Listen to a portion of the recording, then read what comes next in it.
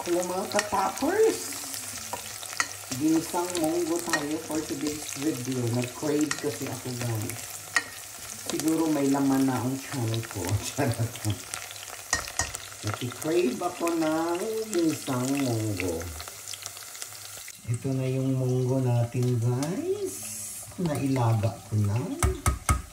Tapos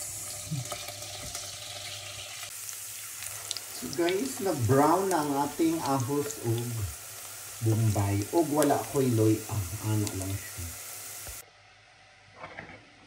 Ibutang na natin ang munggos natin nga gilagat na nako.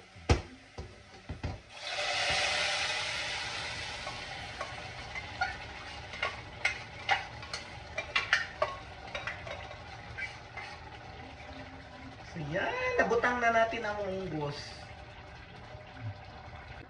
Tapos yung munggos guys, butangan natin o chicharong baboy. Kunti lang.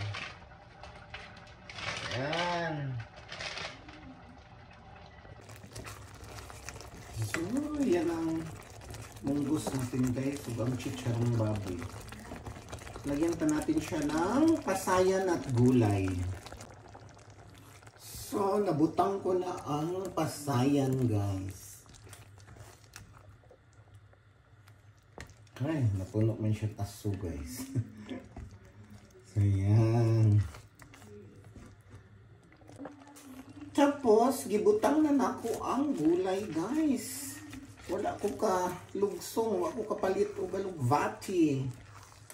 So, maura niya ang akong gulay nga nakitaan sa ating dayhand. So, mas malapot na munggo pala yung bet ko guys, no? Kaya ganyan siya. So, ukayin lang natin. Uy, kalami sa kong munggos guys. Pinalafot na munggos. Ginisang munggos with chicharon, baboy, and pasayan. At may kunting gulay. O, alin na mo papa.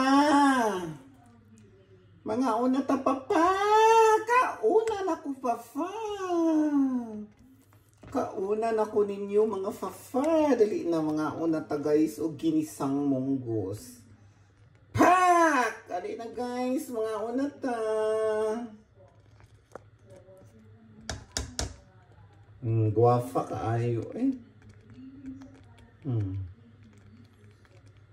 Kauna.